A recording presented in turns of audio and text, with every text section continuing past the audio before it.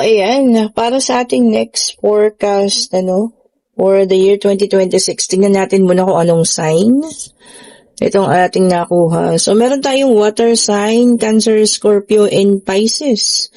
And this is a Four of Cups. This is also an apathy card. So, maraming pagsisisi, no? Especially baka mga person ninyo, mga exes ninyo, no? Who is na, alam mo yun, may remorse, ayan, may pagsisisi.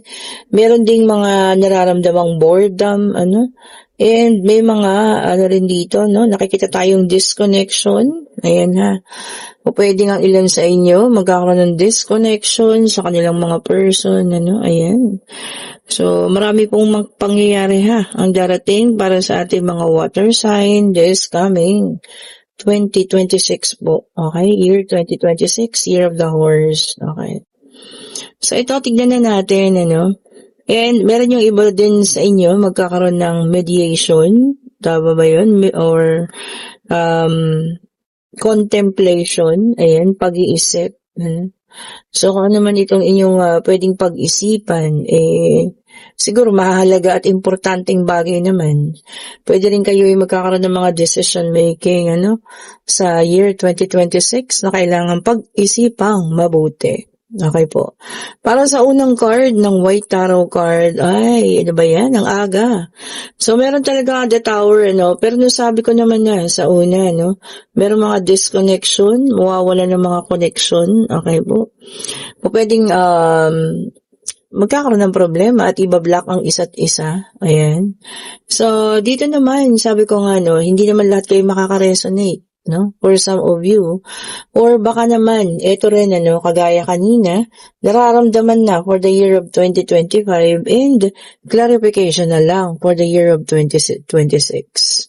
And ito, maganda, the world is here. Okay? So, travel din to, Pag-travel, ayan, and accomplishment. Pwede rin ito ay pagbuo sa sarili, Talagang, totally makakaalis ka na, sa mga pain na pinagdaanan, sa mga bagay na hindi naging maganda, sa mga bagay na nagkaroon ng, alam mo yun, hindi magandang epekto sa'yo or pangit yung epekto sa'yo for the year 2025. Let's say, nagkaroon ka ng hindi magandang experience and ang whole 2025 mo is talagang disaster. So, eto na, the world is here, pagbabago, pagkabuong muli, pagkaayos muli. Oh, diba? Ang ganda. And meron tayo ditong the moon. The moon signifies illusion. So, kung nakita nyo, nakatingin lang sila sa the moon. So, somebody is still, alam mo yun, meron siyang nararamdaman para sa'yo. And still on a illusion na, alam mo yun, kung makasakali sa year 2026 ay magkaroon kayo ulit ng pagkikita, diba? Or pagsasama. Okay. So, may mga tao pa rin nag-i-illusion sa inyo, ha? And then, Page of Swords, ayan. For the year 2026, for some of you, mga water sign, ipaglalaban talaga kung ano yung tama. Kumbaga, by this time, dun tayo sa tama.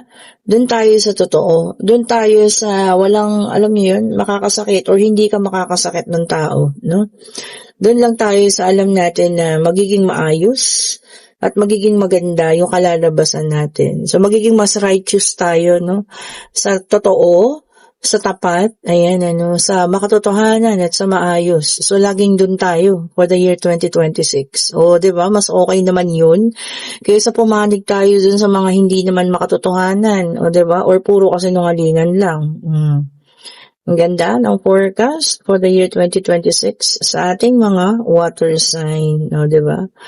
And ito naman para sa ating oracle card. Nature worship. Ayan, for some of you mga water sign, mas gusto, ngayong 2026 to be more with nature. So, yung mga mountain climbers dyan, yung mga mahilig sa dagat, ayan, more on dyan kayo ngayon sa inyong mga travel. Talagang mas gusto niyo yung malapit kayo sa nature, mas marami kayong nagagawa pagka nandoon kayo, diba, Kaysa yung mga mall, kaysa yung mga nasa indoor activity lang. So, more on outdoor activities daw po kayo. Which is good. Diba? Para alam mo yun, at least, nagkakaroon tayo ng connection with Mother Earth. Oh, di ba po?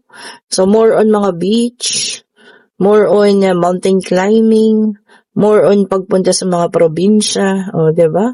Kung saan magkakaroon ka ng peace of mind. Oh, 'di ba? And meron tayo ritong truth seeker. O, meron kayong katotohanan na gustong tuklasin for the year 2026. O, yan. Kung ano man ang itong katotohanan na ito, ay magkakaroon daw kayo ng pag-iimbestiga. Ayan. Talagang alam mo yun, yung eagerness mo na malaman kung ano ang katotohanan na ito, eh talagang yun yung magiging drive mo para malaman mo kung ano po. Ha? More investigation, meron kayong mga i-spyan, ayan, ano. Tapos, meron kayong mga taong aalamin, kikilalanin, para malaman nyo ang buong katotohanan. Siguro magiging importante sa inyo ang katotohanan ito, kaya ganun na lang yung magiging pagpupursige ninyo. O di po ba, para malaman nyo kung ano itong katotohanan na ito. Sana lang sa pagtuklas nyo ng katotohanan, walang sakit kasubaybay or kasama. Siyempre, hindi maganda yung ganun, di ba? Malalaman mo nga ang katotohanan, pero masasaktan ka naman. O, di ba po? And meron tayo ritong inheritance, wealth. O, ang mga water sign, maswerte ngayon sa kaperahan for the year 2026. Merong magiging wiser. O, yan ha. Matalino. Eka nga, no? And meron din may mga mamanahin. Ayan, kung sino man sa inyo ang may mga mamanahin, ingatan, syempre. This is wealth ha. Tungkol po ito sa financial ninyo. O may magmamana, ayan. Meron namang gaganda ang buhay ng dahil sa pagbe-business, no? O nang dahil man ito sa trabaho, ayan. Baka merong promotion, ayan. Mas maayos na kita, mas malaking sahod. This could be a raise, no? Pagtataas ng sweldo ninyo o kung ano man po yan ha, basta may dagdag sa inyong kaperahan na malaki ang maitutulong po sa inyo. O diba, maganda nga kung inheritance, no? Or ito ay inyong pamana or mana ninyo. O diba? Pwedeng sa malayong kamag-anak na hindi yung inaasahan. May pamana pala sa inyo. O diba, ang ganda ng ganun. And meron tayo ritong builder. Oh, so dito sa mga water sign for the year 2026, meron na tayong uumpisahan. Okay po, building, o diba, ginagawa, bubuin, under construction. So maaaring ito po ay ang inyong pangarap, uumpisahan na. Pwede rin literal na may magpapatayo na ng bahay, ano? Pwede rin magpapaayos ng bahay, literal, ayan ha. Kasi marami na kayong gustong ma-achieve. Diba? Lumawak na yung kagustuhan ninyo. So, hindi lang yung mga bagay na pampersonal, hindi lang yung mga bagay, cellphone, gadget, o kung ano man. Ngayon, mas lumawak na yung kagustuhan ninyo. Nung sabi nga, gusto nyo na magkaroon ng sariling bahay, ano? So, maaaring magpatayo na, pwede rin pagpapaayos ito, pwede rin yung sarili ninyo, i-construct ninyo, no? For a more useful, ayan, mas maayos na ikaw, mas mabuting ikaw, o diba?